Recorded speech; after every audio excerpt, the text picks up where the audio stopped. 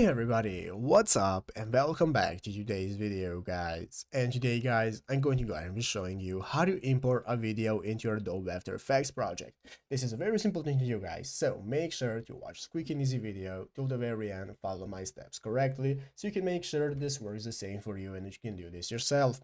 But yeah guys, let's get straight into it. So the first thing you want to do guys is go ahead and open up the official Adobe After Effects program right here on your PC if you haven't already, and after opening it up guys, you'll be greeted by this main page right here. So this is the home page. The first thing you'll be greeted by is the composition settings, where you can go ahead and select your quality of the composition. You can select your composition info right here and so on, and click OK to get started creating your project. So guys, now after creating your project, we can get started with importing our videos. So if you have created a new project or opened one, well, the same steps are for both ways. What we have to do is go right here into the upper left corner. But guys, the first thing you can choose to do instead of importing directly from the project is just to drag and drop it. So you can go ahead and find the video on your folders on your PC. Go ahead and find the video and just drag and drop it directly right here into your Adobe After Effects project. It's going to appear right here, and now you'll be able to use that video for your project. Or if you want to do the other way, all you have to do is just go click the file per option right here in the upper left corner,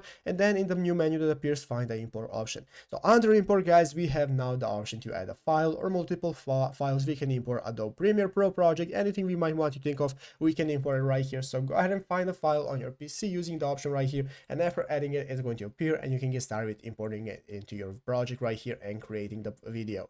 But yeah guys, basically that is it, how to do it. So I hope this video was helpful. If it was, make sure to leave a like, subscribe to the channel. So you guys, thanks for watching, take care, and bye.